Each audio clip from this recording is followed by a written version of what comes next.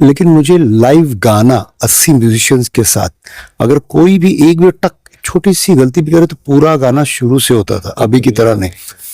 तो मैं डरा और अमित जी वहां खड़े थे सुनने के लिए।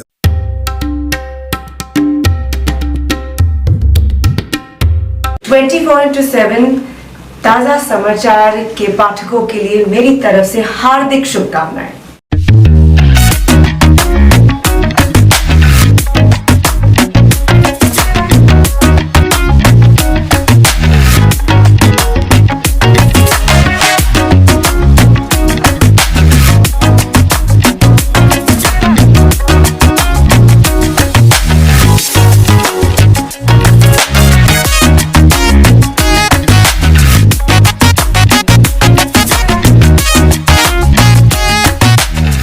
Exclusive jewellery collection DTC London द्वारा best showroom award winner RR Agarwal jewellers, Kolkata Jaipur के बाद अब रौरकेला में भी RR अग्रवाल ज्वेलर्स, रिश्ता भरोसे का।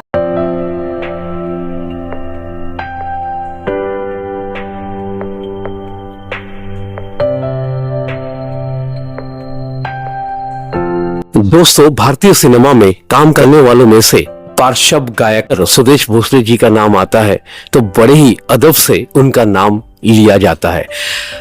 जैसे भी हो, आज दिवाली का मौका है और वे हमारे बीच मौजूद है। जी हाँ, महानगर में वे मौजूद है। सर, पहले तो हार्दिक शुभकामनाएं।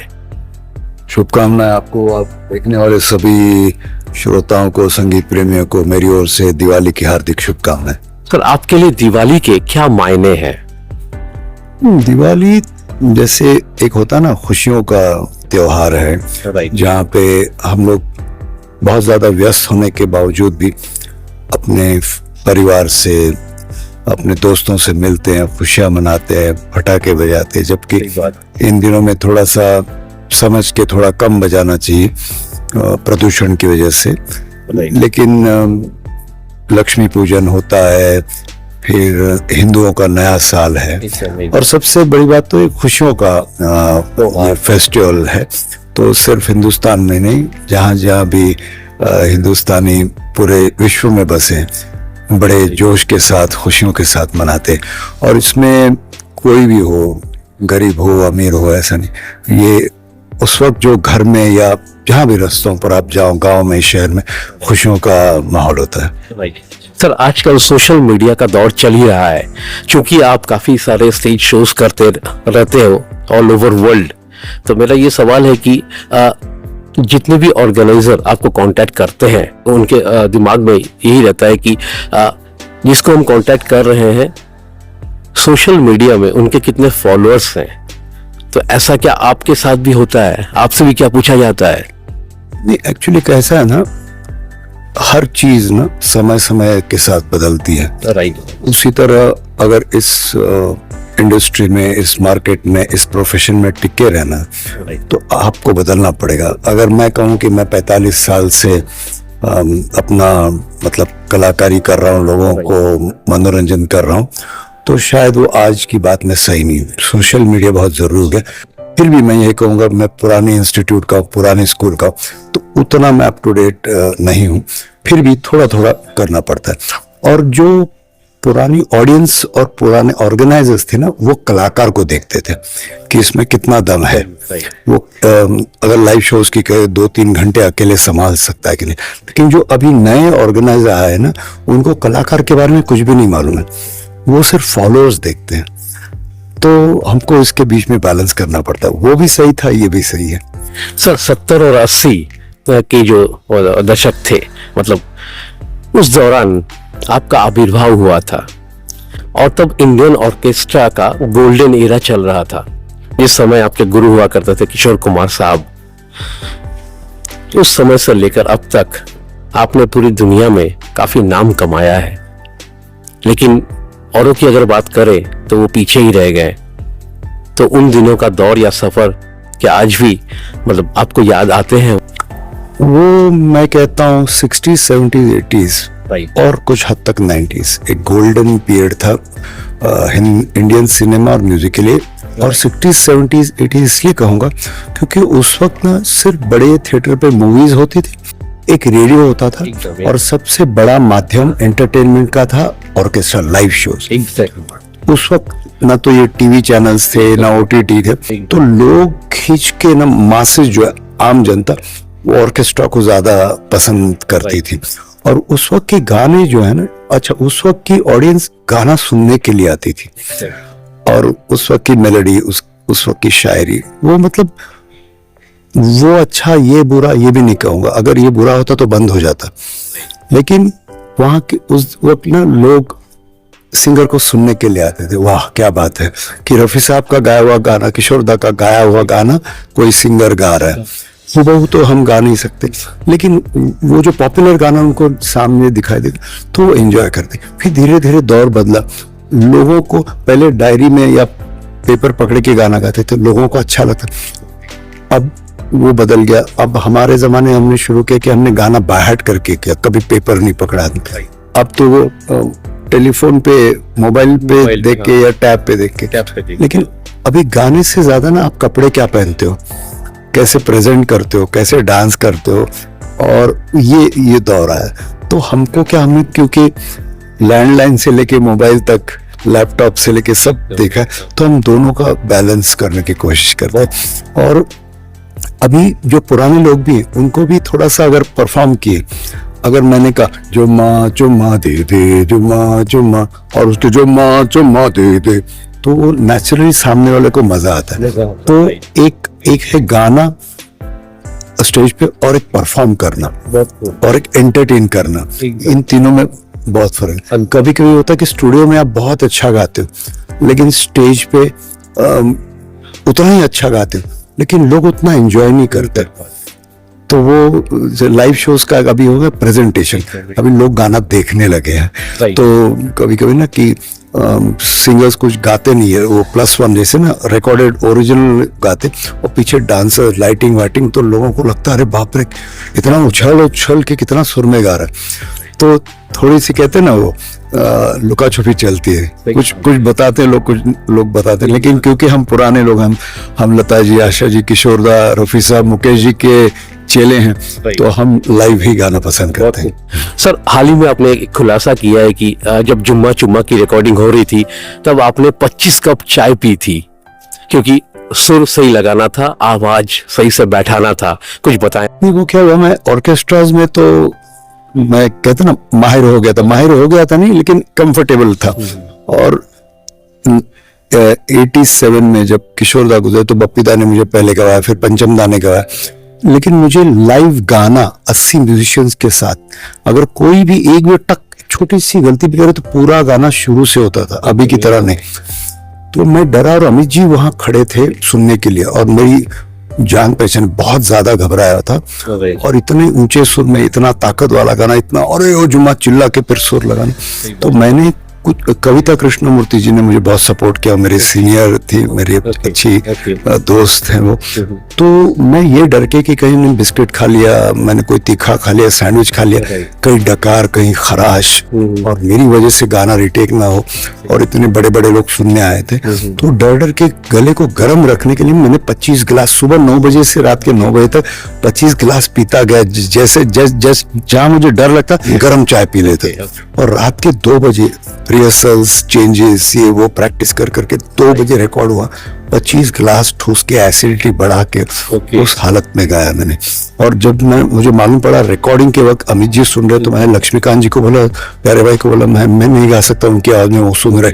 तो बोले तो अपनी आवाज में सुनता, बोला जुम्मा दे, अभी उनकी आवाज में जुम्मा, वेरी गुड टेक करो। तो उन्होंने मुझे ऐसे मॉरल समझ गया कि बच्चा डर गया, तो ऐसे रिकॉर्ड हुआ गाना। तो अमित जी 34 साल हुए। राइट। और अमित जी ने सुनने के बाद क्या बोला था आपको? तो बोल रहे यार समझ में नहीं आ रहे, मैं गा रहा तुम गा रहे हो। तो आप जो मिमिक्री करते हो मैंने उनकी आवाज में, तो उनको कैसा महसूस होता है, क्योंकि आपने उनसे सीधे बातचीत आपने करी है। तो जब मैंने जुम्मा से पहले जब अजूबा के लिए गाया, तो उन्होंने सुना, मैं शशि कपूर जी मुझे ले गए उनको मिलाने। तो मैं देख रहा हूँ साक्षात अमिताभ बच्चन से, बोले सर नमस्ते। तो बोले अरे भैया हमारी आपकी आवाज़ें तो बहुत मिलती जुलती, मुझे तो पता नहीं चला ये गाना मैंने कब गाया।